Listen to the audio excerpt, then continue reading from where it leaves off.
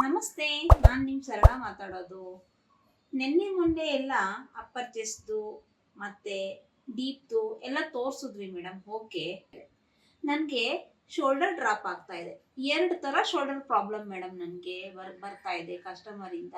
ಒಬ್ರಿಗೆ ಸ್ಲೋ ಲೆಪ್ ಇರುತ್ತೆ, ಒಬ್ರಿಗೆ ಈ ಕಡೆ ಸ್ಲೋ ಲೆಪ್ ಇರುತ್ತೆ, ಒಬ್ರಿಗೆ ಈ ಕಡೆ ಸ್ಲೋ ಲೆಪ್ ಇರುತ್ತೆ. ನಾನು ಅವಾಗ ಏನು ಮಾಡಲಿ ಮೇಡಮ್ ಅಂತ ನಿಮಗೆ ಅನ್ನಿಸ್ತಿದ್ರೆ, ಸ್ಲೋ ಲೆಪ್ ಇರೋರಿಗೆ ಹಿಂಗ್ ಕಟ್ ಮಾಡಿ, ಓಕೆನಾ?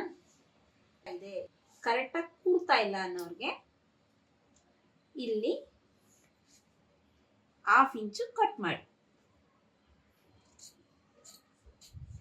ಓಕೆನಾ? 1/2 ಇಂಚ್ ಕಟ್ ಮಾಡಿ. ಅರ್ಥ ಆಯ್ತು ಅಂತ ಅನ್ಕೊಳ್ತೀನಿ. Thank you.